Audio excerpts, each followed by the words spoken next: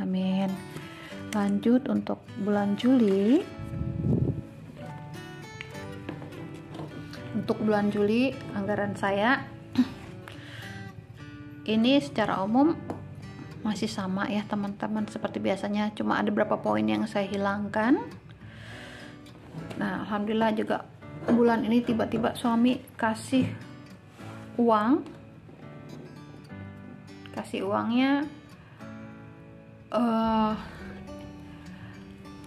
sudah berupa uang kayak gini.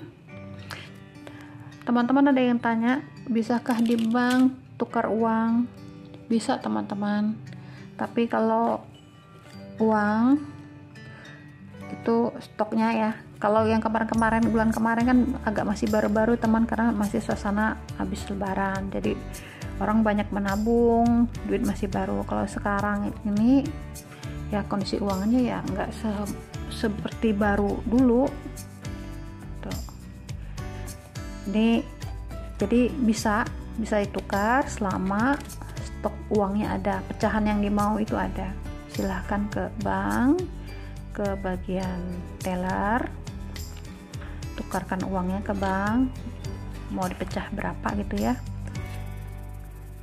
nanti disiapkan oleh tellernya. Ini udah disiapkan seperti ini, kondisinya nggak baru ya, harap maklum aja lah ya.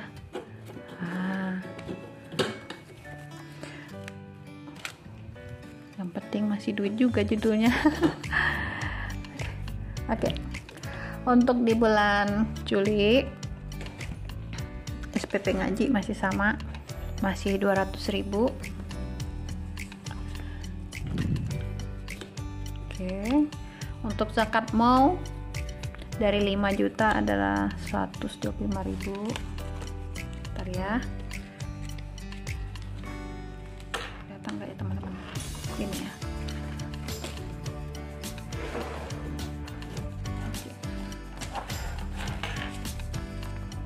Ini ada beberapa yang saya hilangkan di anggaran bulan Juli.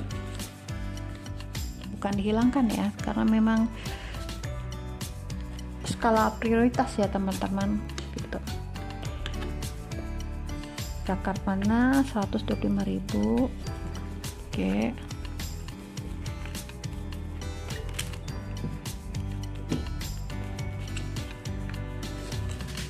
Beras biasanya kan saya beli 20 kilo, tapi berhubung di bulan Juni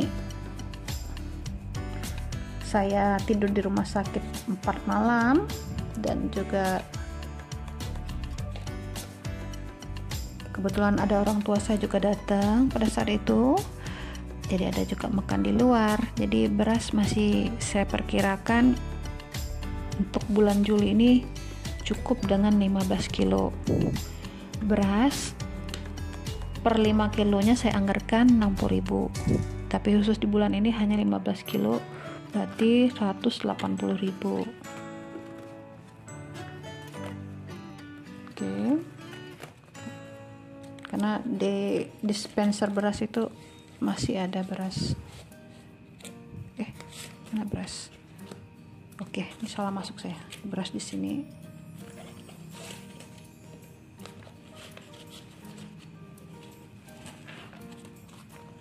Sedangkan untuk gas tiap bulan kan udah saya sisihkan 50.000, jadi terkumpul udah 100. Bulan Juli saya mau beli gas, jadi saya tinggal ambil 105. Jadi bulan Juli 205, tapi saya hanya ambil 105 karena sinking fund-nya yang sementara itu ada 100.000. Untuk kebersihan, dana kebersihan 25.000.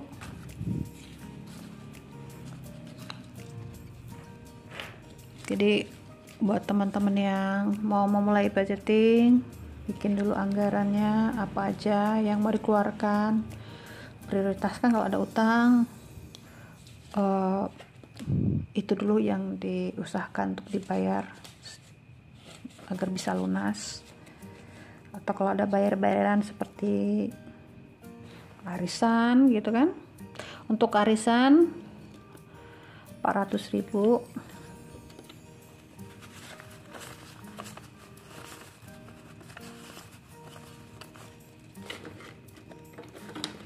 Arisan teman-teman bisa dikatakan ya secara halusnya juga utang juga ya, karena secara bergiliran mendapatkan uang arisan. Mengenai arisan, saya pribadi ini adalah arisan para istri pekerja ya. Jadi arisan yang saya ikuti ini diketahui oleh suami, dan tiap bulan kalau saya minta tolong transfer, otomatis minta tolong transfer suami. Singkatnya suami tahu saya ikut arisan, dan ada catatan saya bikin di binder ini juga, misalnya arisan 1, arisan 2 ya, ini pesertanya siapa aja. Itu untuk antisipasi wallahualam seandainya saya duluan yang dipanggil, suami saya tahu gitu bahwa saya mengikuti arisan, siapa aja yang udah dapet, mudah-mudahan bisa dihandle oleh suami saya gitu, untuk melunasi arisan yang saya ikutin. Untuk arisan bagi ibu-ibu, maksud saya bagi teman-teman yang suka ikut arisan, pastikan bukan arisan yang secara online ya, dulu kayak arisan money game, nabung berapa get berapa gitu ya, itu memang risiko tinggi. Pastikan teman-teman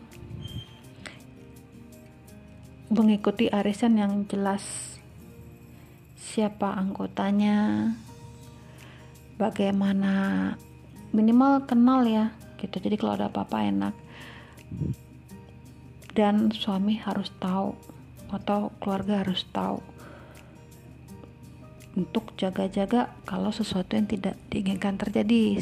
Yang seperti saya bilang, siapa tahu seandainya saya duluan yang dipanggil, ahli waris bisa membayar hutang-hutang ya, hutang-hutang maksud saya hutang arisan ini dibayar oleh ahli waris.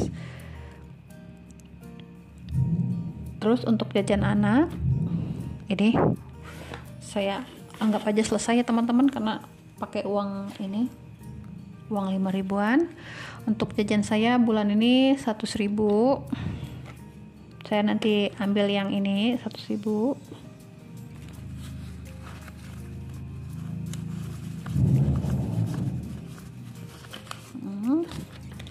Terus uang sekolah, walaupun anak-anak lagi libur, tetap saya anggarkan, tetap ya, nanti pas masuk sekolah kan tetap dibayar uang sekolah. Uang sekolah ini adalah sumbangan sukarela. Kalau sekolah nggak ada bayaran-bayaran, tapi sifatnya sumbangan. Terus belanja bulanan, tiap bulan itu 400.000.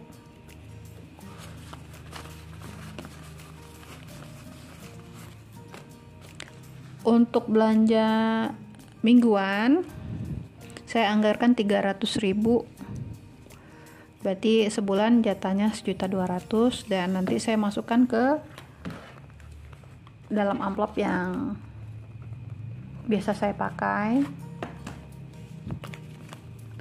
Nah, baru saya teringat apa yang saya hilangkan di bulan ini. Yang saya hilangkan adalah uang bensin. Uang bensin kan biasa isi 300, bulan ini hanya 100.000 aja. Kenapa?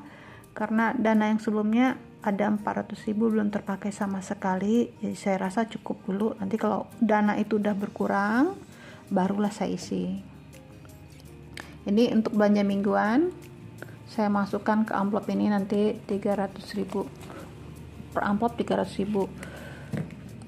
Agak berat juga ya teman-teman untuk di bulan Juni ini. Belanja itu mahal ya, terutama cabai.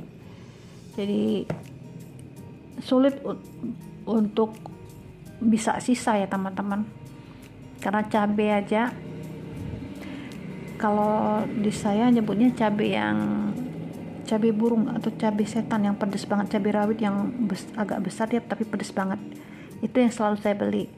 itu sempat tembus per kilonya 170.000 per kilo. Kalau dalam rumah saya apapun makanannya cabai harus ada, dan nggak bisa pakai cabai merah karena cabai merah nggak berasa pedes, cabai hijau juga demikian. Jadi udah terbiasa beli cabai burung atau cabai setan itu tadi teman-teman, yang pedes banget itu. Jadi tetap aja walaupun kebutuhan banyak yang naik atau mahal pada saat itu, ya tetap harus sesuai anggaran aja yang telah dianggarin. Paling pinter-pinter mengatur menunya. Yang penting alhamdulillah masih bisa makan, alhamdulillah masih bisa beli buah gitu ya, sayuran, itu aja udah alhamdulillah. Terus untuk bensin saya hanya 100.000 aja, karena untuk dana seandainya saya nggak bisa antar itu masih ada utuh, jadi nggak perlu saya tambah dulu sampai itu nanti akhirnya berkurang baru saya tambah lagi. Tuh, dana bensin saya taruh di sini. Kemudian untuk pulsa 150.000, pulsa 150.000. Ini untuk 3 HP teman-teman. Untuk wifi itu yang bayar suami, listrik juga suami, air itu air sumur, jadi nggak ada pengeluaran untuk air ya. Kalau air minum juga demikian, jadi nggak perlu galon. Dana tak terduga 200.000.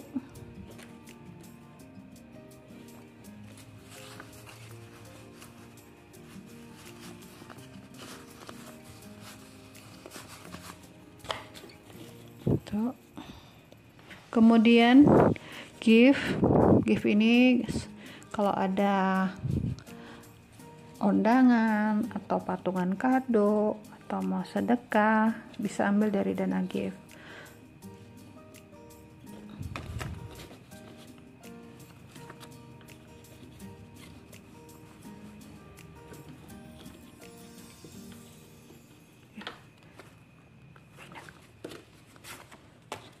Tapi untuk di tahun depan, di tahun 2023, dana gift yang biasanya kalau tidak terpakai saya pakai untuk masuk celengan.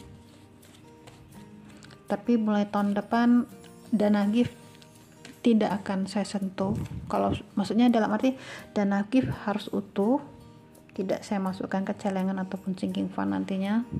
Memang dia digunakan untuk benar-benar gift, karena tahun depan anak saya kelas 6 SD, pasti banyak acara untuk perpisahan, itu butuh biaya, dan saya memang ada niat untuk memberikan guru-gurunya kado atau kenang-kenangan. Belum lagi sebenarnya ada sumbangan yang berhubungan dengan perpisahan, jadi dari dana itu semua saya ambil. Untuk di tahun ini kalau memang tidak terpakai bisa masuk celengan. Terus untuk emergency fund 500.000, Ganesha operation tetap 500.000, tabungan iwa bank atau tabungan pribadi 100.000, dan untuk LM 100.000. Jadi dari 5 juta totalnya 4.847.000, sisa 153.000 saya masukkan untuk menambah emergency fund. 150.000 celengan saya masukkan nanti 3.000. Saya karena dana emergensinya habis dan harus mulai dari awal, saya akan fokus ke dana emergensi. Seandainya nanti di bulan Juli ada dananya selisihnya banyak, saya masukkan ke emergency fund, karena gimana pun dana ini penting untuk menghadapi kondisi yang memang darurat, terdesak, yang memang harus digunakan dana ini, maka gimana pun caranya ini dana emergensi harus kembali terisi penuh lagi. Dan untuk celengan, nanti kalau memang ada rezekinya saya masukkan ke celengan gitu. Kalau memang ada rezeki tak terduga akan saya masukkan ke celengan. Tapi untuk di bulan Juli, kalau seandainya ada sisa-sisa lebih, saya masukkan ke emergency fund. Ini harus terisi kembali. Baik teman-teman, untuk yang memasukkan ke sinking fund, saya lakukan nanti aja setelah saya bikin video budgeting. Oh ya, ini kalau teman-teman lihat ada yang baru ya. Ini sebenarnya persiapan untuk tahun depan. Saya pribadi juga belum bisa memastikan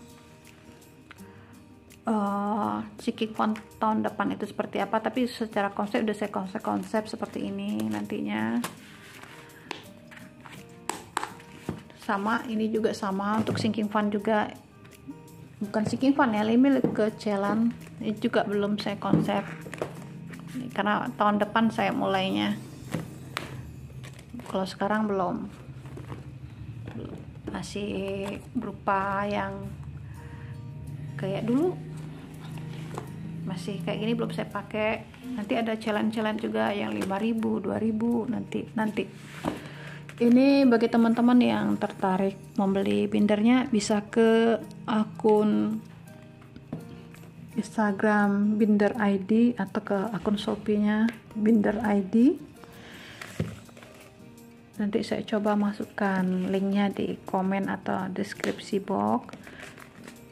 Harganya cukup terjangkau dengan kualitasnya yang rapi. Bisa lihat ukurannya ada 3 ya, ini A6, ini A6, yang ini A5, dan dia ada yang B5.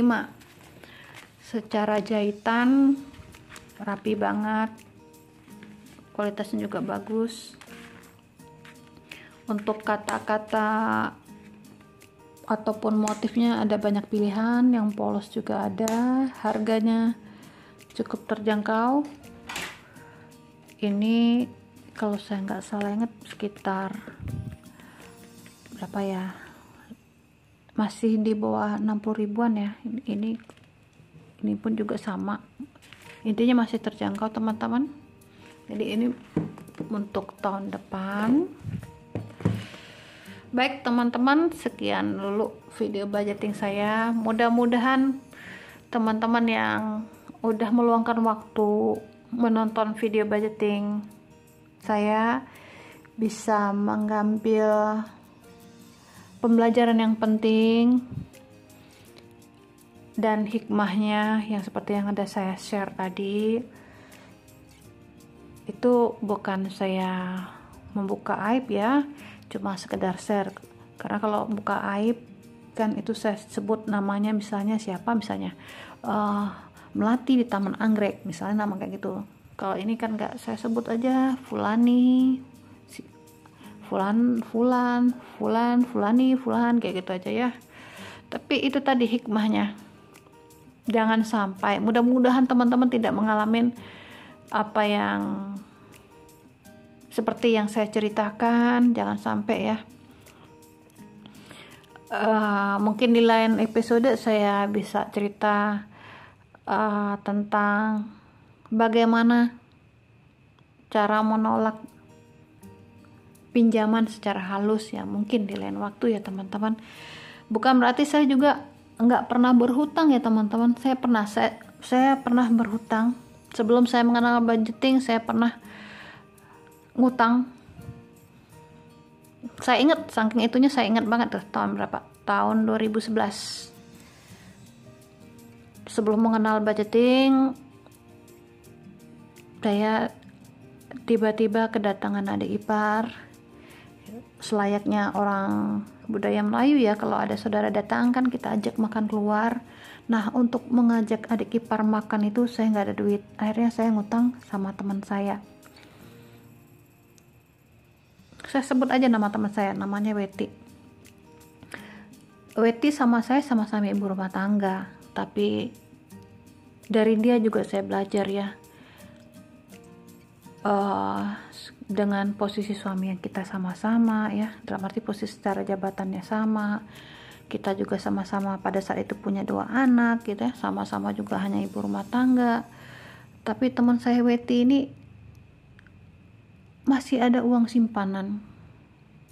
Jadi saat itu saya pinjam uang dia itu, kalau nggak saya salah ingat 150, 200 atau 250 antara itulah.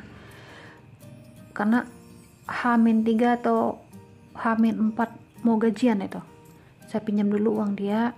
Dia bilang, Ici pakailah dulu uang saya, ini uang simpanan saya. Jadi saya berpikir saat itu, wah, dia ada uang simpanan, kenapa saya enggak? Nah, kalau yang ngiri kayak gini, ibaratnya membandingkan diri sama orang lain dalam hal positif, itu bagus ya teman-teman. Tapi kalau membandingkan untuk bergaya-gaya itu nggak bagus. Nah, kalau membandingkan seperti yang saya alami tadi, sebelum mengenal budgeting, bagaimana cara teman saya mengelola keuangannya. Selain teman saya tadi punya simpanan uang cadangan dia, uang pegangan ya istilahnya, uang pegangan ibu-ibu. Teman saya dia punya simpanan emas. Jadi dia kalau ada rezeki dia senang beli emas, entahkah itu perhiasan, entahkah itu logam mulia. Jadi kalau dalam kondisi terdesak dia bisa jual gitu.